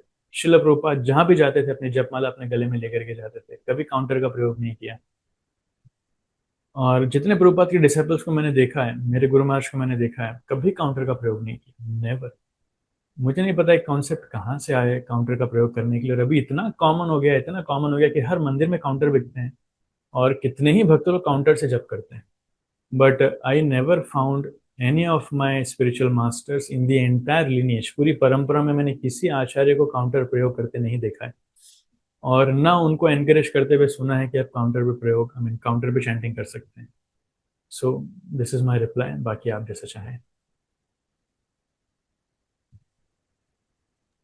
थैंक यू प्रभु जी, बहुत बहुत धन्यवाद। हम भी मतलब कोशिश करेंगे और अवॉइड करेंगे जो मतलब बीट्स बैग में ही ज्यादा से ज्यादा माला करने के लिए। ये मेरा 6-7 महीने से ये मेरा डाउट था, पर हम पूछ नहीं पा रहे थे। तो आपको बहुत बहुत धन्यवाद प्रभु जी। हम माला से ही करेंगे। माला से थैंक यू सो मच प्रभु जी। हरे भगवान की कृष्णा, कृपा धन्यवाद। से भारत में ऐसी कोई परिस्थिति नहीं है कि हमको माला से जप करने के लिए रोका जाएगा। विदेशों में समझ में आता है कि किसी को पकड़ के जेल में ही डाल दिया, माला हाथ में नहीं दे रहा, ठीक है, कुछ साधन नहीं है तो ठीक है, काउंटर पे जप कर सकते हैं, फिर ऐसा कुछ साधन लगा सकते हैं। पर भारत में तो अभी तो भगवान की कृपा से काफी अच्छा अनुकूल माहौल है, कोई जप करने से नहीं रोकता है। जप करना तो दूर की बात है, तिलक लगाने से भी कोई नहीं रोकेगा। इसलिए माला पे ही जप करने की हैबिट होना चाहिए। अगर ऐसी कई जगह जहाँ माला पे नहीं कर सकते तो मन ही मन कीजिए, हाथों पे कीजिए, लेकिन उसको 16 माला में काउंट मत कीजिए। 16 माला में तो हम जो माला पे करते हैं वही काउंट होना चाहिए, बाकी सब एक्स्ट्रा राउंड्स, बोनस राउंड्स में जाने चाहिए, राइट।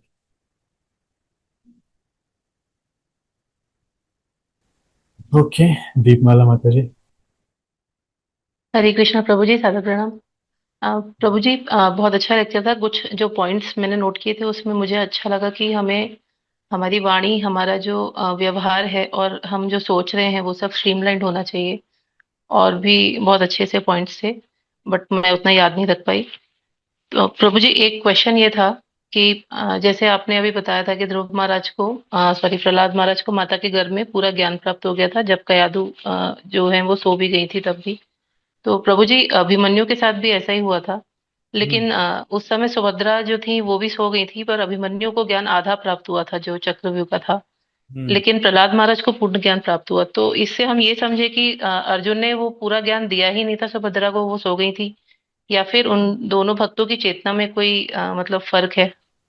डेफिनेटली दोनों भक्तों की चेतना में अंतर तो है। प्रहलाद महाराज एक शुद्ध भक्त के रूप में उनका वर्णन आता है, अभिमन्यु के केस में वैसा नहीं आता है। और ये दिव्य अरेंजमेंट है, भगवान का अरेंजमेंट है। प्रहलाद महाराज के हृदय में जो भक्ति है वो पहले से है, और नित्य भगवान के वो एक भक्त हैं। इसलिए नारद मुनि के माध्यम से वो जस्ट जागृत हुई है, पुनः वो भक्ति जागृत हुई है। तो हमें वो चीज़ समझना चाहिए। तो दोनों भक्तों में काफी अंतर है, और दोनों में कोई तुलना नहीं है। दोनों ही अपने आप में महान हैं, लेकिन प्रहलाद महाराज बहुत ही विशेष है, जिनके ऊपर नरसिंह देव का बहुत आशीर्वाद, right.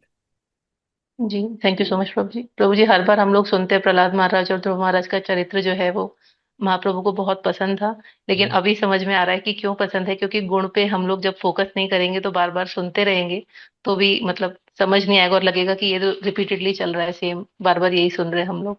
So thank you so much प्रभु जी, इसको अलग तरीके से प्रेजेंट करने के लिए। हरे कृष्ण। Thank you.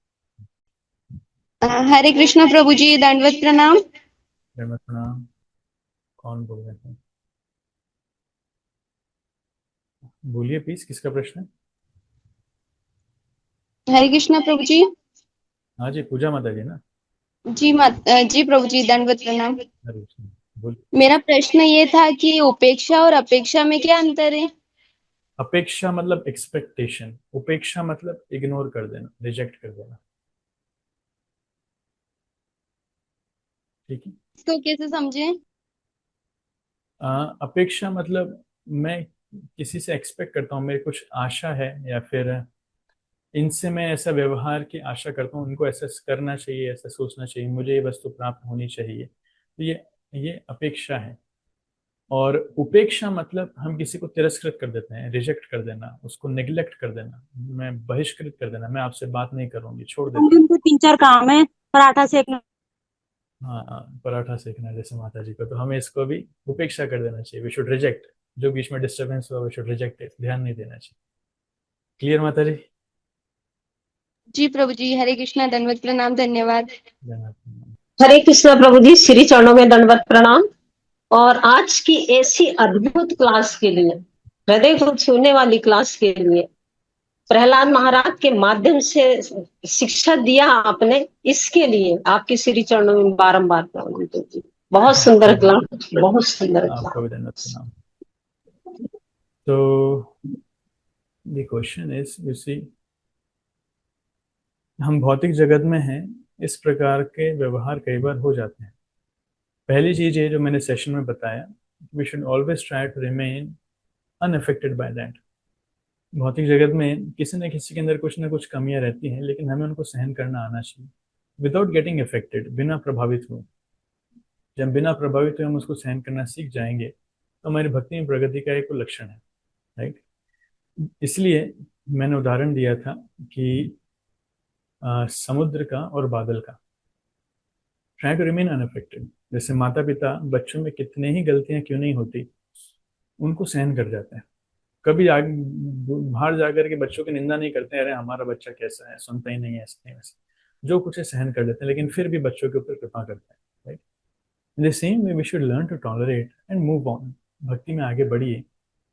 हर एक भक्त का अपना एक व्यक्तिगत संबंध है कृष्ण से, और हर एक भक्त की प्रगति, उसकी स्पीड अलग अलग है। कोई बहुत फास्ट प्रोग्रेस करता है, कोई धीरे धीरे प्रोग्रेस करता है, लेकिन प्रोग्रेस सभी करते हैं। लेकिन हमें अगर कुछ करना है तो हमें दूसरों की मदद करना चाहिए, कभी उनकी गलती दिखाना नहीं चाहिए। इसलिए वैष्णव समाज में करेक्शंस देना एक बहुत बड़ी कला है। जिसको आता है उन्हीं को करेक्शंस देना चाहिए, जिसको नहीं आता है आई वुड से नहीं देना चाहिए। करेक्शन देने के नाम पर हम संबंध बिगाड़ सकते हैं। इसलिए अगर कोई व्यक्ति गलती कर रहा है, भले छोटी गलती कर रहा है, if you know how to give corrections बिना किसी को हर्ट किए, और हम उनको बता सकते हैं, हमारा अधिकार भी है, तभी करेक्शन देना चाहिए। अदरवाइज अगर हमें बात करना नहीं आता है, प्रेम से नहीं बोल सकते हैं, हम जब भी बोलेंगे किसी का दिल दुखेगा, आई वुड से बेटर उस समय शांत रहिए, आप जब कीजिए। जो योग्य वैष्णव है, जो वरिष्ठ वैष्णव है, जिनको करेक्शन देना आता है, वही करेक्शन देंगे तो अच्छा है, राइट। दूसरा पॉइंट, जब सब मिलकर के देख पा रहे हैं कि हाँ कुछ ना कुछ गलती हमारी हो रही है, प्रीचिंग में, प्रोग्राम्स में टाइम पे स्टार्ट नहीं हो पा रहा है, तो सब मिलकर के डिस्कस कीजिए क्यों टाइम पे स्टार्ट नहीं हो पा रहा है, एंड मेक श्योर कि अगली बार टाइम पे स्टार्ट कीजिए। ये तो हमारे हाथ में। इसमें ऐसी क्या असमर्थता है कि हम वो कंट्रोल नहीं कर पा रहे हैं। अगर बहुत ज़्यादा प्रिपरेशंस में हम इन्वॉल्व हो रहे हैं तो प्रिपरेशंस कम कीजिए। जरूरी नहीं है कि हमको 10 आइटम बनाना है, 2 ही आइटम बनाइए, सेव टाइम देयर। जरूरी नहीं हमको 100 लोगों को बुलाना है, 100 लोगों को बुलाने में टाइम जा रहा है, ठीक है 80 लोगों को बुलाइए, 50 लोगों को बुलाइए। But if time is becoming a constraint जिसके कारण प्रीचिंग इफेक्टेड हो रही है, सो मेक श्योर टाइम को फर्स्ट प्रायोरिटी पे लाइए। कैसे हम टाइम को सबसे पहले लेकर के आए, उसके अनुसार बाकी सारी चीजें प्लान कीजिए। इट्स नॉट वेरी डिफिकल्ट, लेकिन आपको प्रायोरिटी उस हिसाब से सेट करना पड़ेगी। लोग मूवी देखने जाते हैं, कोई मूवी में लेट होता है, 2 घंटा लेट पहुंचे मूवी। लोग क्रिकेट देखने जाते हैं, कोई क्रिकेट में लेट होता है, लोग एक दिन पहले पहुंच जाते हैं शहर में, right. Because they give priority to it, वो उसको प्राथमिकता देते हैं। तो उसी प्रकार से अगर हम समय को प्राथमिकता देंगे तो everything will fall in space, वो सारी चीजें अपने आप होंगी। इट्स नॉट वेरी डिफिकल्ट, लेकिन आप सबको बैठ करके इसके ऊपर मनन करना चाहिए, और निश्चय करना चाहिए कि अगला प्रोग्राम हमारा समय पे स्टार्ट होगा ही सही, 100%। भले 2 लोग आएंगे तो उन 2 लोगों के साथ ही प्रोग्राम समय पे स्टार्ट होगा, और प्रोग्राम समय पे ही फिनिश होगा। भले फिनिश होते होते हमारी ऑडियंस कम रहेगी, बाद में भी आएंगे चलेगा, लेकिन प्रोग्राम समय पे ही फिनिश होगा। जब 2-3 प्रोग्राम ऐसे हो जाएंगे, सबको पता पड़ जाएगा भाई यहाँ पे टाइम पे स्टार्ट हो, टाइम पे फिनिश होता है। तो सब बातचीत ये करके, आपस में मिल करके निर्धारित कीजिए, उसके अनुसार आगे बढ़िए, right. It's not very difficult. तो लोगों का जो रिएक्शन आ रहा है, जो फीडबैक आ रहा है, इसको पॉजिटिव लीजिए कि लोग एटलीस्ट बोल तो रहे हैं हमें कि समय पे स्टार्ट नहीं हो पा रहा है। कम से कम कोई तो है जो हमें बताने वाला है कि हम कहाँ गलती कर रहे हैं, जिसको हम सुधार सकें। We should be grateful to them. नहीं तो लोग कई बार बिना बोले ही चले जाते हैं, नहीं हम इनके प्रोग्राम में नहीं जाएंगे, समय पे चालू नहीं होता, समय पे खत्म भी नहीं होता है, लेकिन किसी को बताते भी नहीं है। तो हम उनसे पूछ पूछ के परेशान हो जाएंगे, बोलेंगे भी नहीं। पर वो कम से कम जो बोल रहे हैं, हमें उनको धन्यवाद देना चाहिए कि आपने हमारी गलती हमें बताई। So it's not very difficult. जैसे आपस में बैठिए, चिंतन कीजिए कैसे उसको लगा सकते हैं, और आप देखेंगे अगले प्रोग्राम से वो इम्प्लीमेंट हो जाएगा। बहुत बड़ा टास्क नहीं है कोई, right. Okay, thank you so much. Yes, last question, Deepak प्रभु। हरे कृष्ण प्रभु, दंडवत प्रणाम प्रभु। इस टॉपिक से हट के क्वेश्चन है कि प्रभु कुछ लोग ऐसा बोलते हैं कि अगर फंड रेजिंग मतलब कुछ भी आप लक्ष्मी लाते हैं मंदिर में, तो उसका कुछ भाग आपके भक्ति को प्रभावित करता है और उसका पाप आता है, ऐसा है? उसका कुछ भाग भक्ति को प्रभावित करता है, और उसका कुछ पाप जो जिस व्यक्ति से हम लक्ष्मी लेते हैं, उसका कुछ मतलब जो भी पाप होंगे वो अपने साथ भी आता है, जो इसका माध्यम बनता है। नहीं, जो लक्ष्मी आ रही है अगर पूरा भगवान की सेवा में जा रहा है तो आपको कोई इशू नहीं है। अगर पर्सनली उसका यूज कर रहे हैं तब आपके ऊपर उसका रिएक्शन आएगा, राइट। सो मान लीजिए कोई चोर है, डोनेशन बॉक्स में 2 लाख रुपए डाल करके चला गया, आपको पता ही नहीं है, तो क्या करेंगे। तो भगवान को देने आया है, भगवान की सेवा में, तो अगर सारा का सारा पैसा भगवान की सेवा में लग रहा है तो कोई रिस्क नहीं। अगर कुछ पैसा भगवान की सेवा में लग रहा है, कुछ आप पर्सनली रख रहे हैं, तब मुश्किल है, तब फिर उसका इफेक्ट आएगा। राइट। थैंक यू प्रभु। वास्तविकता में अगर देखा जाए तो भगवान को पैसा देने से शुद्ध होता है, हमारा धन शुद्ध होता है। जैसे हम भोग बना करके भगवान को भोग लगाते हैं, तो जो प्रसाद है उसको बाकी बचे हुए भोग में मिला देते हैं, तो बाकी सारा भी प्रसाद बन जाता है, राइट, वो शुद्ध हो जाता है। उसी प्रकार से जो व्यक्ति धन कमा रहे हैं, तो वो उस धन का एक भाग भगवान की सेवा में डोनेशन के रूप में देने से उनका धन शुद्ध हो जाता है। ये में ये विचार है, इसलिए डोनेशन देना गृहस्थों के लिए बहुत आवश्यक है, क्योंकि किस प्रकार से धन कमा रहे हैं, और भले ही सीधा साधा कर्म है, कोई पाप कर्म नहीं है, लेकिन फिर भी दैनिक जीवन में बहुत सारे पाप कर्म होते ही हैं, बहुत सारी गलतियां अपराध वगैरह होते ही। तो शुद्ध करने के लिए जरूरी है कि हम भगवान को दान देने की हैबिट हमें होना चाहिए।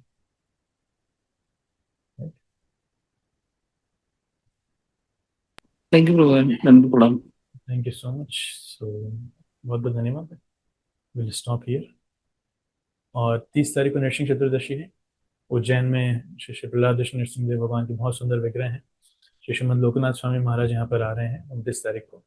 बहुत अच्छा कार्यक्रम होने वाला है, आप सब आमंत्रित हैं। सब आइए परिवार वालों के साथ, आस पड़ोसियों को लेकर के, सगे संबंधियों को लेकर के, और भगवान नरसिंह देव का कृपा लीजिए। श्री श्रीमद लोकनाथ स्वामी महाराज आ रहे हैं, श्री श्रीमद भक्ति प्रेम स्वामी महाराज जाएंगे, और श्री श्रीमद भक्ति केवल गोपेंद्र कृष्ण स्वामी महाराज भी आ रहे हैं। 3 सन्यासी यहाँ पे रहेंगे, और बहुत वरिष्ठ भक्त आ रहे हैं। तो इन सब का संग प्राप्त करने के लिए अच्छा मौका है। आप सब स्वागत है नरसिंह चतुर्दशी यहाँ मनाने के लिए। Thank you so much. Hare Krishna. Srila Prabhupada की जय। संवेद गौर भक्त वृंद की जय। गौर प्रेम। Thank you.